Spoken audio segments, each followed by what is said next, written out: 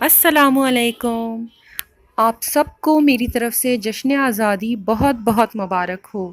आज मैं आप लोगों के साथ होममेड केक स्प्रिंकल्स की रेसिपी शेयर कर रही हूँ। केक स्प्रिंकल्स घर पर तैयार करना बहुत ही आसान है। बहुत कम इंग्रेडिएंट्स के साथ आप केक स्प्रिंकल्स घर पर तैयार कर सकते हैं। अब बहुत आराम से बेकिंग की तमाम सप्लाईज़ पाकिस्तान में हर जगह ईज़िली अवेलेबल होती हैं और उसमें केक स्प्रिंकल्स भी शामिल हैं।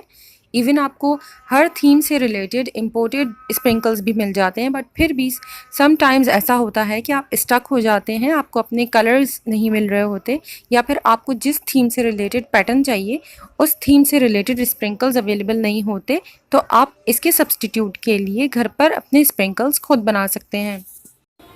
होममेड स्प्रिंकल्स 2-3 मेथड से बन सकते हैं। आज मैं आप लोगों के साथ रॉयल आइसिंग के साथ स्प्रिंकल्स बनाने की रेसिपी शेयर कर रही हूँ। रॉयल आइसिंग बनाना मैं ऑलरेडी एक वीडियो अपलोड कर चुकी हूँ, आप प्लीज़ वो देख लीजिएगा।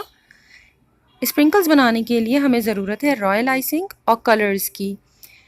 रॉयल आइसिंग की क्वांटिटी आपके ऊपर डिपेंड करती है कि आपको कितने स्प्रिंकल्स चाहिए, और कलर्स आप अपनी मर्ज़ी के मुताबिक ले सकते हैं।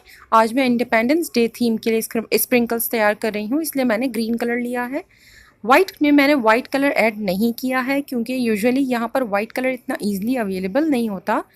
अगर लोकल मार्केट में आप लेने जाएंगे तो वाइट बिल्कुल भी नहीं मिलेगा, सिर्फ ऑनलाइन जो बेकिंग शॉप्स हैं वहीं पर आपको ये अवेलेबल होगा। मेरे पास नहीं था, मैंने ऐड नहीं किया है, मैंने सिर्फ विल्टन का जेल कलर यूज़ किया है ग्रीन के लिए।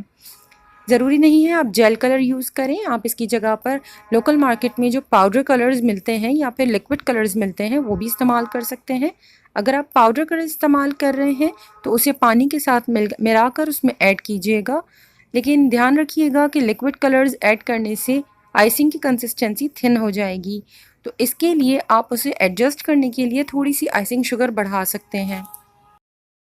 इसलिए स्प्रिंकल्स बनाने के लिए इस तरह की नोज़ल का इस्तेमाल कर रही हूँ, लेकिन बिल्कुल कंपलसरी नहीं है। अगर आपके पास इस तरह की नोज़ल नहीं है तो आप डायरेक्ट पाइपिंग बैग के अंदर अपनी आइसिंग को भरिए, और अगर आपके पास पाइपिंग बैग भी नहीं है तो आप किसी शॉपर का इस्तेमाल भी कर सकते हैं, और इसे कोन की तरह से फोल्ड करना है, जिस तरह से हम मेहंदी के लिए कोन तैयार करते हैं।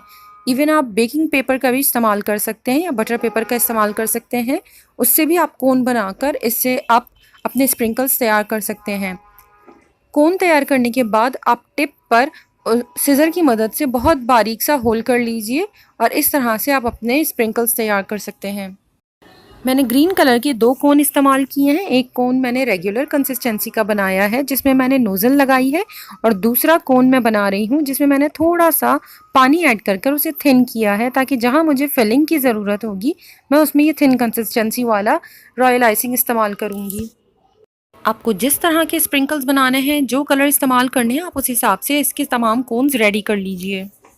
रॉयल आइसिंग के कोन तैयार करते वक्त ये बात ज़रूर ध्यान रखिएगा कि रॉयल आइसिंग को ज़्यादा देर तक खुला मत रखें, उसे कवर करके रखिए, वरना रॉयल आइसिंग के ऊपर क्रस्ट बनना शुरू हो जाएगा, क्योंकि जैसे ही उस पर हवा लगती है तो वो हार्ड होना शुरू हो जाती है। आइसिंग से भी मैंने 2 कोन तैयार किए हैं, एक रेगुलर कंसिस्टेंसी और दूसरा थिन कंसिस्टेंसी का। अब वर्मिसेली स्प्रिंकल बनाने के लिए सबसे पहले मैंने नीचे कार्डबोर्ड ले लिया है ताकि मुझे फ्लैट सरफेस मिल जाए। इसके ऊपर बटर पेपर रखा है और अब मैं बिल्कुल बारीक बारीक लाइंस बना रही हूँ। फिर इसे किसी फ्लैट सरफेस पे रख के ड्राई होने के लिए छोड़ दीजिए। अगर आपका कोन रखे रखे थोड़ा सा टिप पर हार्ड हो रहा है तो उसे आप रिलीज़ करने के लिए टूथपिक का इस्तेमाल कर सकते हैं। लाइंस बनाते वक्त आपको ज़्यादा टेंशन लेने की ज़रूरत नहीं है कि लाइंस टेढ़ी मेढ़ी हो रही हैं या फिर उनमें एयर बबल्स की वजह से ब्रेक आ रहे हैं। बस आप थिन लाइंस बनाते चले जाएं, क्योंकि जब ये ड्राई हो जाएगा तब हमें इसे वर्मिसेली स्प्रिंकल्स की साइज़ में तोड़ना ही है। और अगर आपको फिर भी परफेक्शन चाहिए तो फिर आप बैक पर पहले पेंसिल और स्केल की मदद से लाइन्स ड्रॉ कर लीजिए और फिर फ्रंट पर आप रॉयल आइसिंग पाइप कर दीजिए। सेम मेथड को फॉलो करते हुए मैं चांद और तारा बना रही हूँ, क्योंकि ये इंडिपेंडेंस डे थीम से रिलेटेड है और पाकिस्तान के झंडे की पहचान हमारा चांद और तारा है। तो मैं छोटे से स्प्रिंकल्स बना रही हूँ चांद और तारे के, लेकिन मैंने यहाँ पर भी पीछे कुछ पैटर्न ड्रॉ नहीं किया था, इस वजह से मेरे तमाम स्प्रिंकल्स एग्जैक्ट साइज़ के नहीं बने हुए हैं, उनकी साइज़ेस डिफरेंट हो रही हैं।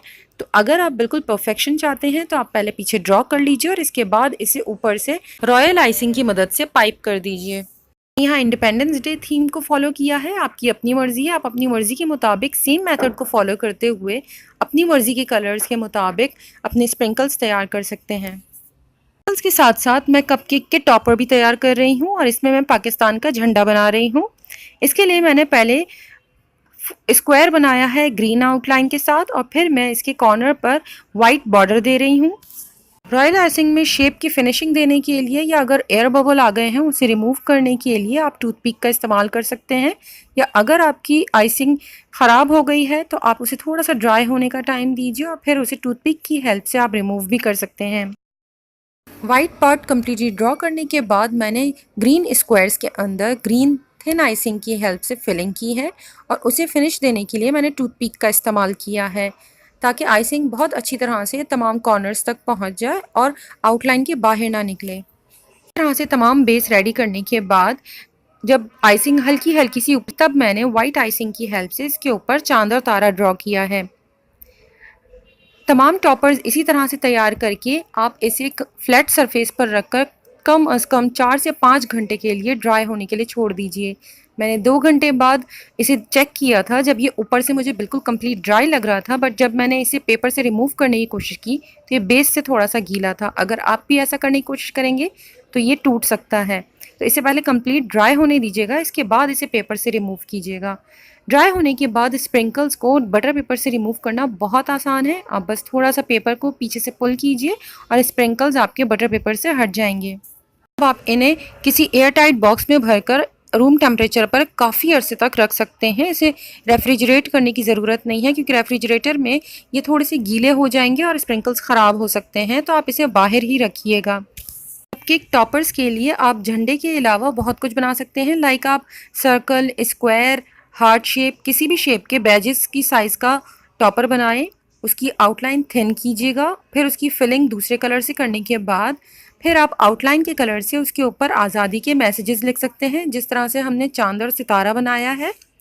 आप मैसेजेस में जीवे जीवे पाकिस्तान, आज़ादी मुबारक, जश्न आज़ादी मुबारक कुछ भी लिख सकते हैं। रेसिपी फॉलो कीजिएगा और अपने स्प्रिंकल्स बनाइएगा और अपने क्रिएशंस की पिक मुझे ज़रूर सेंड कीजिएगा मेरे फेसबुक या इंस्टाग्राम पर। मुझे आपका काम देखकर बहुत खुशी होगी। अगर आपको ये वीडियो हेल्पफुल लगी हो तो प्लीज़ लाइक, शेयर और कमेंट कीजिएगा और मेरे चैनल को सब्सक्राइब करना मत भूलिएगा। Thank you.